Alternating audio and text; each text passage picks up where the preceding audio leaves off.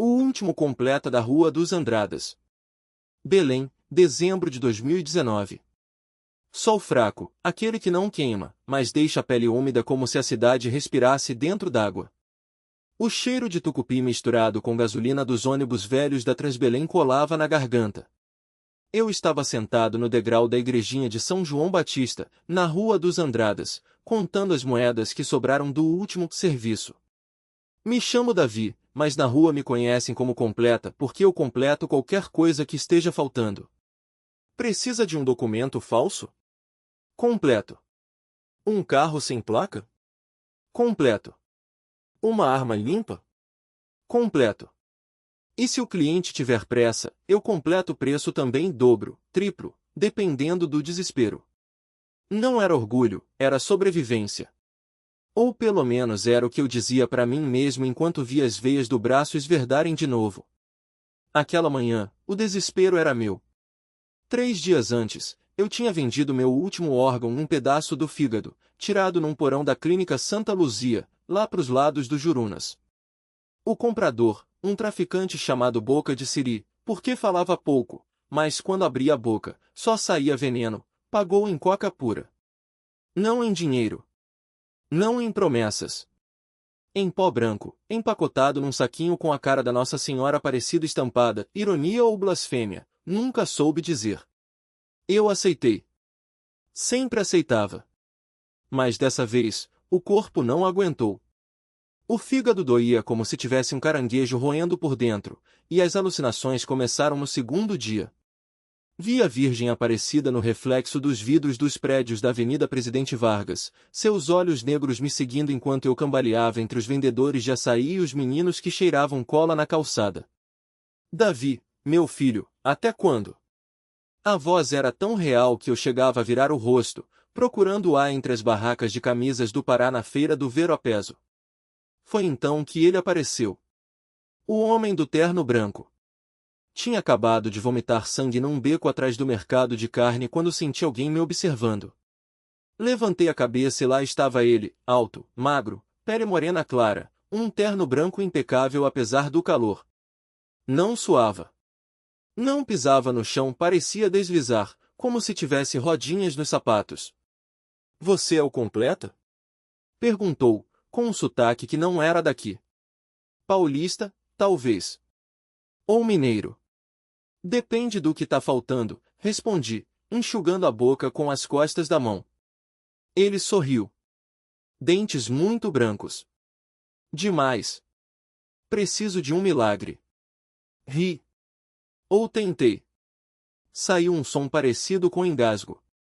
Milagre é, compadre, meu chão. Eu trabalho com coisas mais terrenas. Não. Ele se agachou na minha frente, os joelhos do terno nem amassaram. Preciso que você encontre algo que foi roubado. Algo que não tem preço. Meus olhos foram direto para o bolso dele, onde uma nota de R$ 100 aparecia e desaparecia entre os dedos, como mágica. Mas não era dinheiro que ele oferecia. Era outra coisa. O que foi roubado? Perguntei, já sentindo o formigamento da abstinência subindo pela espinha. Ele hesitou.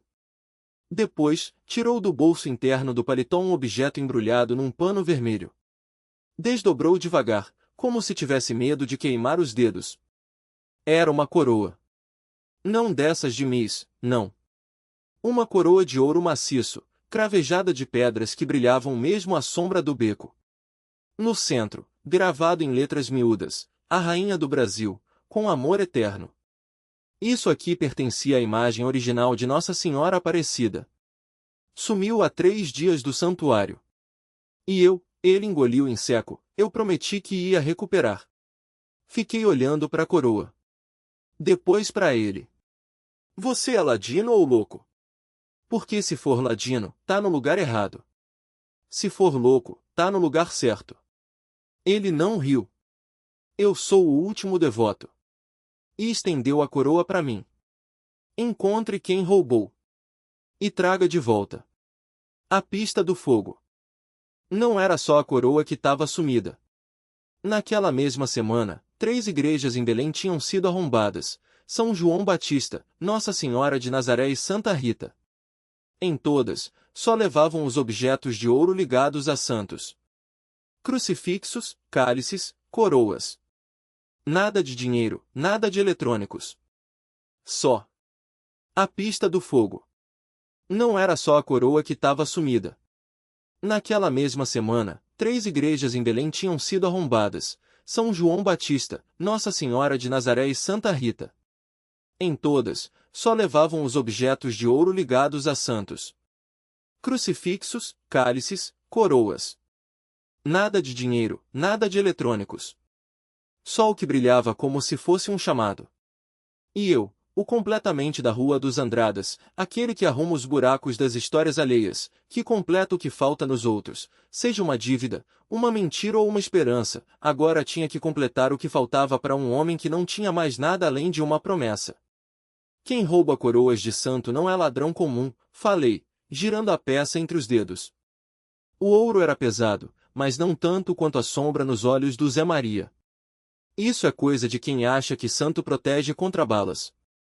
Ele assentiu, a voz rouca como farinha de tapioca queimada.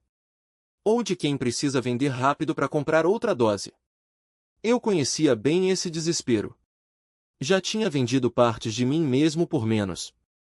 E por que você acha que eu vou achar? Porque você é o único que conhece os cantos que a polícia não enxerga. Era verdade. Eu conhecia cada beco da cidade velha, cada barracão na Ilha do Combu, cada boca que vendia mais do que só maconha. Mas tinha um lugar que ninguém mexia, o Arraial do Fogo, um pedaço de terra atrás do mercado Veropés onde, todo dezembro, mesmo sem ser junho, os caboclos faziam sua própria festa. Fogos, quadrilhas e um cheiro de pólvora que misturava com o de peixe podre vindo do rio. Se for para achar isso, apontei a coroa, a gente começa lá. O arraial que não era santo. O sol fraco de dezembro mal furava a névoa quando a gente chegou. As barracas de tapioca e peixe frito já estavam montadas, mas o movimento era pouco. Só os mais velhos, sentados em bancos de madeira, tomavam cerveja quente enquanto as crianças corriam com estalinhos na mão. Procura o seu bidus, Zé Maria indicou. Ele sabe de tudo que some por aqui. Seu bidu era um homem magro, de pele queimada de tanto sol, que vendia fogos de artifício num barraco cheio de caixas de papelão. Quando me viu, sorriu com os poucos dentes que tinha. E aí, completa? Veio comprar uns buscapés para animar a noite? Veio não, seu bidu. Veio é para saber quem tá comprando ouro de santo por aí. O sorriso sumiu. Ele cuspiu no chão, um gesto que em Belém vale mais que 1000 palavras. Isso aí é coisa do cão sem dono. Meu sangue gelou. O cão sem dono não era um homem. Era um fantasma. Um boato. Um cara que aparecia nos lugares onde a polícia não chegava, que comprava qualquer coisa por qualquer preço, desde que fosse roubado. Diziam que ele tinha conexões com os gatos das dragas de ouro no Tapajós, que lavava o metal sujo e vendia para fora. Onde acho ele? Seu bidu coçou a barba porosa. Hoje à noite. Na queima do diabo. A noite em que o inferno veio ao arraial. A queima do diabo não era tradição de dezembro, mas em Belém, quando a fé aperta, o povo inventa. Era uma fogueira gigante, feita de madeiras velhas e pneus, onde queimavam um boneco de pano representando tudo de ruim do ano. Só que dessa vez, o boneco tinha uma coroa de ouro no pescoço. Isso não é brincadeiras, Zé Maria murmurou quando a gente chegou. A multidão gritava, bêbada de cachaça e fé. É um recado. Eu vi o cão sem dono antes mesmo de cheirar a fumaça. Um homem alto, de costas largas, com uma cicatriz que ia do queixo até o pescoço, como se alguém tivesse tentado cortar sua garganta e errado. Ele estava parado perto da fogueira, observando o boneco ser consumido pelas chamas. A coroa tá com ele, falei baixo. Mas não é para vender. É para queimar. Zé Maria fez o sinal da cruz. Ele tá fazendo um trabalho. Era pior do que eu pensava. Em Belém, trabalho não é só serviço. É macumba, é feitiço, é coisa que a gente não mexe se não quiser levar o azar para casa. Mas eu já tinha vendido um rim por crack. Já tinha visto a morte de perto mais vezes do que conseguia contar. E dessa vez, não era por mim. Era por uma promessa. Vamos lá. O fogo e a promessa. A fumaça da fogueira subia em espirais, engolindo o boneco de palha como se fosse um sacrifício. O homem da cicatriz não se mexeu quando nos aproximamos, só virou a cabeça devagar, como quem sabe que já ganhou antes da briga começar. Seus olhos eram claros demais para quem vivia na sombra, um azul desbotado, quase branco, como água suja do igarapé. Tá procurando alguma coisa, completinha? Sua voz era grossa, arrastada, com um sotaque que não era daqui. Talvez do Marajó, talvez de mais longe. Eu não tremi. Já tinha encarado faca, bala e a fome que roía as tripas quando o crack acabava. Mas Zé Maria, que era corajoso até demais, segurou meu braço. A gente só veio buscar o que é nosso, ele disse, tentando soar firme. O homem riu, um som que parecia rasgar a garganta. Nada é de vocês aqui, não. Só o que a noite deixa. Ele jogou algo no fogo. Um pedaço de pano vermelho, queimando rápido. Cheirava a enxofre, a coisa podre. Meu estômago revirou. Isso aí é sangue? Zé Maria perguntou, e eu soube que ele já tinha perdido. O homem não respondeu. Só apontou para mim com 2 dedos, como se fosse uma arma. Você. O que vende os órgãos? O que a Nossa Senhora não salvou. Aí doeu. Porque ele estava errado. Ela tinha me salvado. Só que eu não tinha deixado. 3 anos antes. Eu era o melhor completamente da Rua dos Andradas. Não por ser o mais rápido, isso era com o fininho, mas porque eu sabia como completar. Se o cliente queria um taco de base, eu achava. Se queria um rolo de fita isolante para amarrar a droga na coxa, eu arrumava. Se queria um lugar para fumar sem a PM aparecer, eu conhecia cada beco, cada casa abandonada entre a Praça da República e o Veropeso. Mas o que eu mais completava era a desesperança. Até que um dia, completando para mim mesmo, acabei num quarto de pensão fedendo a mofo, com uma agulha cravada no braço e um cara de terninho me oferecendo 5.000 reais por um rim. É rápido, irmão. 2 dias no hospital, uma cicatriz pequena. Ninguém nem vai notar. Eu não tinha ninguém para notar. Assinei os papéis com a mão trêmula. Quando acordei da cirurgia, a dor era um animal vivo dentro de mim, arranhando para sair. Mas o dinheiro estava na mesa. Comprei crack até não sobrar nem para um baseado. Até que, numa madrugada, acordei no chão do mercado de carnes, com a boca cheia de sangue e umas vozes dizendo que eu estava morto. Não estava. Mas deveria estar. Dezembro de 2019. O homem da cicatriz se aproximou, e o cheiro de cachaça e suor azedo me atingiu como um soco. Você acha que a santa te curou, né? Ele cuspiu no chão. Mas olha para você. Ainda tá aqui, ainda tá sujo, ainda tá completando para outros se afundarem. Zé Maria tentou me puxar, mas eu não me mexi. Eu sei o que eu sou, falei. Mas eu fiz uma promessa. O homem riu de novo. Promessa? Para quem? Para essa aqui? Ele puxou do bolso um terço de Nossa Senhora Aparecida, todo sujo de terra. Acha que ela ouve você, ex-drogado? Acha que ela liga para um cara que vende os próprios pedaços para fumar pedra? Algo dentro de mim quebrou. Não foi raiva. Foi vergonha. Porque ele estava certo. Eu tinha vendido um rim, tinha me afundado de novo, tinha quebrado cada promessa que fizera a mim mesmo. E agora, quando finalmente tinha encontrado um motivo para parar uma menina de 7 anos, filha da minha irmã, que me olhava como se eu ainda pudesse ser herói, eu estava aqui, de novo, no meio do fogo e do pecado. Dá aqui, eu disse, estendendo a mão pro terço. O homem sorriu, mostrando dentes amarelos. Pega. Ele jogou o terço no fogo. Eu não pensei. Pulei na fogueira. As chamas lamberam minhas mãos, meu rosto, mas eu só vi aquele rosário se queimando. Agarrei com os dedos, e a dor foi como se alguém estivesse me esfolando vivo. Quando caí para trás, Zé Maria me segurou, gritando, enquanto o homem da cicatriz ria, se afastando na escuridão. Você é mais burro do que eu pensava, ele disse. Isso não vai te salvar. Mas quando abri a mão, o terço estava intacto. Não tinha nem cheiro de queimado. Um milagre. Um milagre. O terço brilhava na minha palma como se fosse feito de luz própria. Não de plástico barato, não de metal oxidado, era como se as contas fossem gotas de água bendita, frescas, vivas.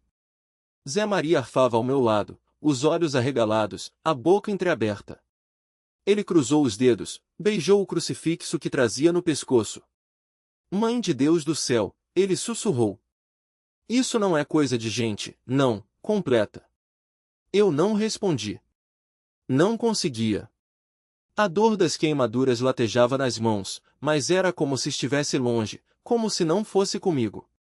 O homem da cicatriz já tinha sumido na escuridão da Rua dos Andradas, engolido pelo cheiro de urina e fritura barata que subia dos barracos. Só restava o fogo, agora manso, e o terço.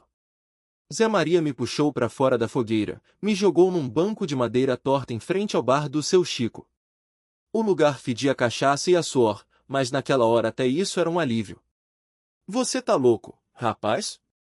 Ele molhou um pano na água suja de um balde e passou nas minhas mãos. Pular no fogo por um terço? Isso não é droga não, é demônio. Eu ri, mas a risada saiu torta, como um soluço.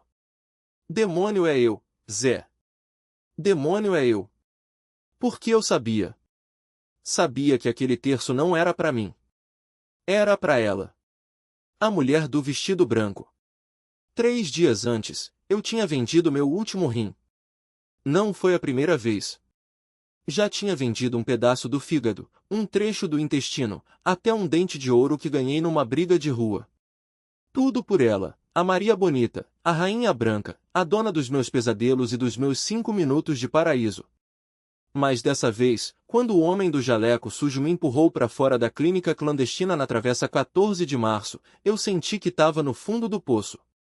Não por causa da dor, já estava acostumado, bate porque dessa vez, o dinheiro não tinha dado para nada.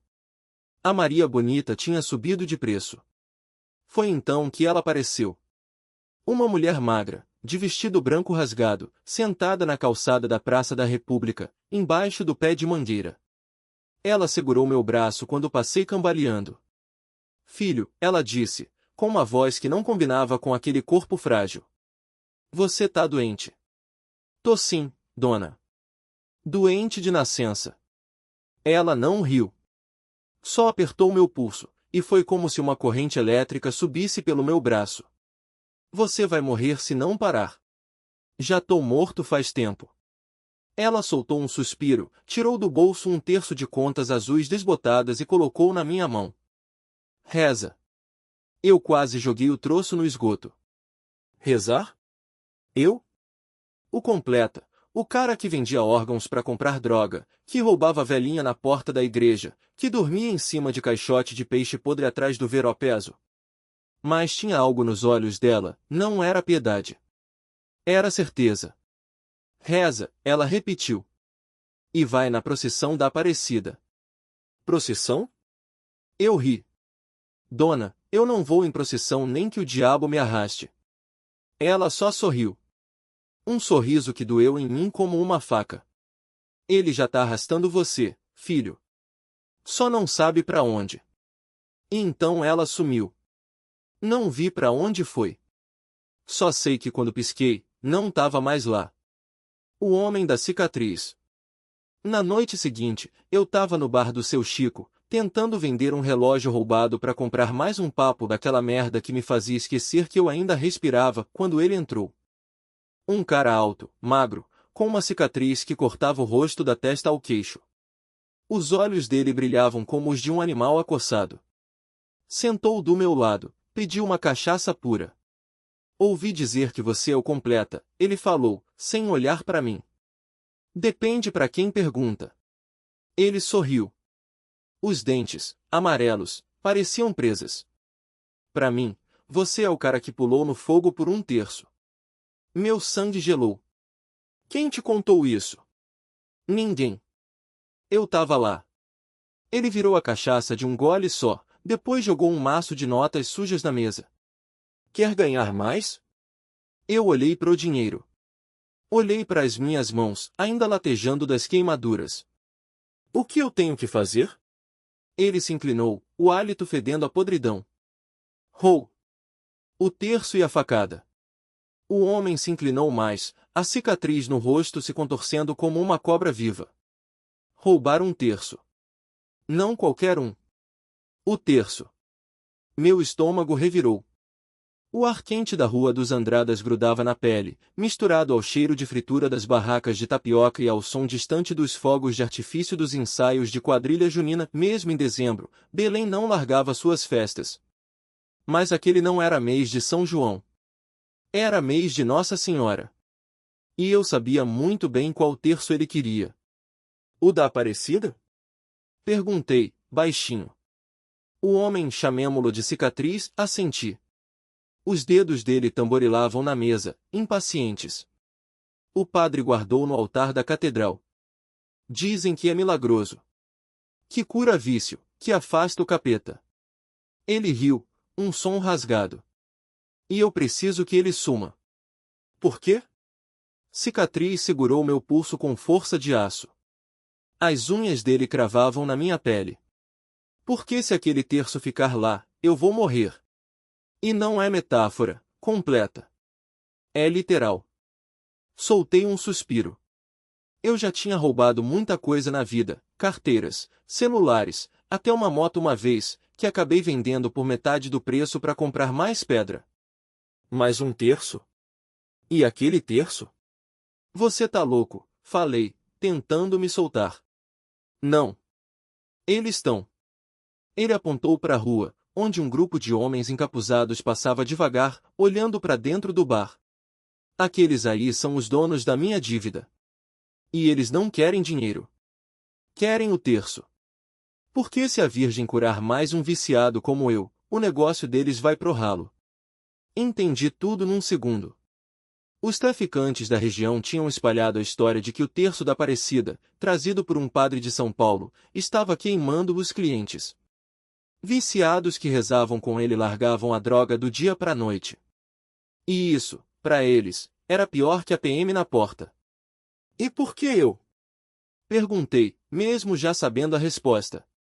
Cicatriz sorriu, mostrando os dentes podres. Por que você já pulou no fogo por um? E por que ele jogou mais notas na mesa? Você precisa desse dinheiro mais do que de ar. Olhei para o maço. Dinheiro suficiente para comprar remédio para minha mãe, que estava com os rins falhando. Dinheiro para sumir de Belém, começar de novo. Dinheiro para não vender meu último rim, como tinha feito com o outro há 2 anos. Mas tinha um problema. Eu não roubo mais, menti. Cicatriz riu. Mentira. Você é um viciado em adrenalina, completa. Só trocou a droga pela emoção do perigo. Ele se levantou, jogou um papel na mesa. Planta da catedral. Segurança. Horários. Tudo aí. Amanhã à noite, durante a missa das 6. Quando o padre levantar o terço para benzer a multidão, você pega. Saí do bar com o papel no bolso e o coração batendo como tambor de maracatu. A rua estava cheia, vendedores de açaí, crianças correndo com pipas, velhas rezando em frente à igreja de Santo Alexandre. Belém sempre foi assim, uma mistura de santidade e pecado, como se o céu e o inferno tivessem feito um acordo para dividir a cidade. Cheguei em casa, um cômodo alugado na Travessa 14 de Março e sentei na cama. Minha mãe dormia, o rosto pálido, os lábios rachados. Peguei o terço que ela me deu quando eu tinha 10 anos antes de eu me perder. Os grãos estavam gastos, a corrente enferrujada. Mas ainda era ela ali, nos meus dedos. Não posso, mãe, sussurrei. Ela abriu os olhos, fraca, mas com aquele olhar que sempre me viu além das mentiras. O quê, filho? Nada. Mas ela já sabia. Sempre soube. A missa e a faca. No dia seguinte, às 5:30, eu estava na Praça da Sé, misturado aos fiéis. A Catedral de Belém, imponente, brilhava sob o sol fraco de dezembro, as torres apontando pro céu como dedos acusadores. Dentro, o cheiro de incenso e cera queimava minha garganta. O padre subiu ao altar, vestido de branco, e quando ergueu o terço da Aparecida, um silêncio caiu sobre a multidão. Era agora ou nunca. Me aproximei do altar, fingindo ser mais um devoto. Os seguranças estavam de olho, mas eu conhecia os pontos cegos, afinal, já tinha roubado hostias consagradas para um cara que jurava que era bruxo. Quando o padre abaixou o terço para benzer uma criança, aprendi que milagres acontecem onde há amor e coragem.